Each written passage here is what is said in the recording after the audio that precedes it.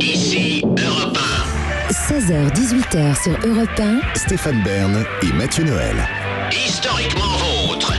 Historiquement vôtre, l'émission qui remonte aux origines de ce qui fait notre quotidien. Et si vous êtes comme moi, musclé, bronzé, vous connaissez ce sport, le surf. Tout à fait. Et d'où ça vient le surf? Qui l'a inventé? Je crois savoir. C'est David, possible que vous sachiez. dites-nous tout. On l'a dit un petit peu dans le sommaire, moi j'ai passé tous les étés de mon enfance, tous dans une maison au bord de la mer au Portugal, près d'une plage qui s'appelle Guincho, en portugais Guincho. Et Guincho, c'est une plage qui est très connue pour le surf et le windsurf. Et donc, partout autour de moi, pendant mes années d'enfance, j'ai vu des surfeurs.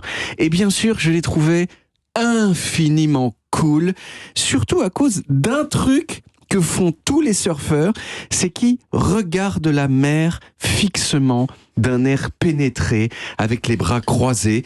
Et mon père, il m'avait dit qu'il faisait ça pour analyser la mer avant de la surfer. Et moi, j'avais 7 ans et je les imitais de toutes mes forces en fronçant les sourcils comme ça et en étant persuadé d'avoir vu comme eux, grâce à mon regard perçant, des informations cachées dans les vagues qui allaient me permettre de mieux les surfer. Enfin, les surfer non, parce que je surfais pas, mais justement d'y faire du bodyboard, ce surf du pauvre, ce surf du nul. Et en hommage à ces hommes bronzés qui lisaient la mer en silence, j'ai voulu aujourd'hui vous parler des origines du surf. Alors on sait que depuis des siècles et des siècles, il y avait des gens qui surfaient sur des vagues dans 3 endroits de la planète, avant que les Occidentaux n'y arrivent, en Afrique de l'Ouest, au Pérou, mais surtout en Polynésie. Et à l'intérieur de la Polynésie, surtout dans l'archipel d'Hawaï. Le surf à Hawaï, c'était quelque chose de sacré au sens vraiment premier du terme, c'est-à-dire tout le monde surfait, il faisait des incantations à la mer, il y avait une hiérarchie sociale de qui pouvait surfer quelle vague avec quelle planche, et les meilleurs surfeurs, un peu comme aujourd'hui, ils étaient cool. On les respectait plus que les autres gens et d'après ce que l'on sait, ça les aidait déjà à pécho.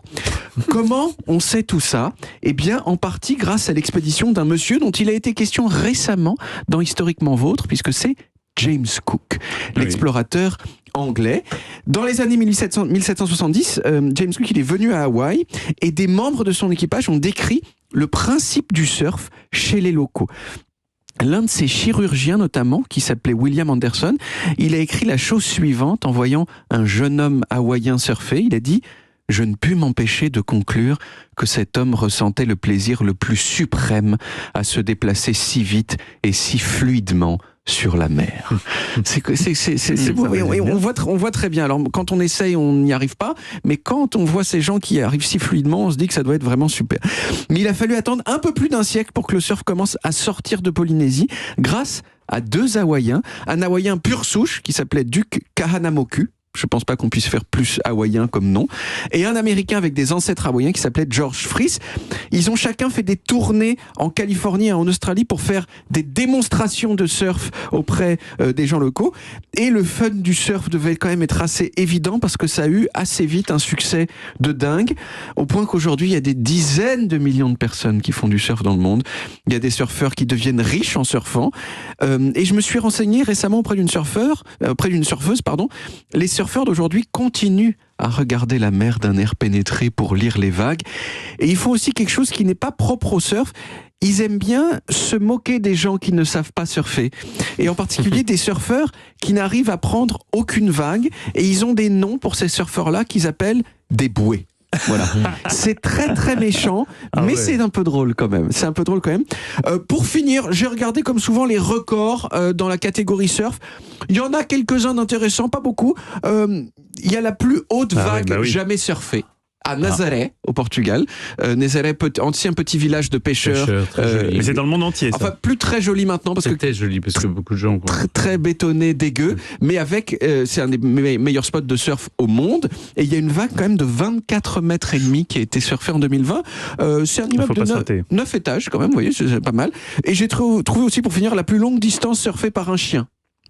Ouais, c'est quoi? C'est 107 mètres. Voilà, c'est plus que nous déjà. C'est plus que nous. C'est 107 mètres de plus que moi. Vous n'avez jamais réussi à juste un peu? Vous avez déjà trouvé le point de bascule où vous pouvez... Non, si je suis très honnête, je n'ai même jamais essayé, mais j'ai body surfé de façon assez pas mal. J'arrivais à faire. Pardonnez-moi, David, mais voilà, on rentre dans une discussion de passionnés, mais c'est très très bizarre parce que quand vous body surfez bien, il y a un moment où vous pouvez vous dresser sur la planche. Vous pouvez même vous dresser sur une planche de body surf. Hein. Alors, je pense pas que j'avais le body surf qu'il fallait, puisque moi j'ai toujours essayé de me dresser sur mon body surf et il s'enfonçait bêtement dans l'eau. Il s'enfonçait bêtement dans l'eau, mais je faisais un petit peu des trucs comme ça. Il y a même, en fait, en portugais, toute mon enfance, j'ai fait aussi un truc qu'on appelle les cadeirinhas. Et les cadeirinhas, c'est simplement faire du body surf sans un body surf. Oui, juste avec son corps. Avec son corps, quand on est un petit peu, on a quand on est exagérément musclé comme vous, ou alors qu'on flotte bien, on peut tout à fait, en fait, faire du body surf sans body surf, quoi.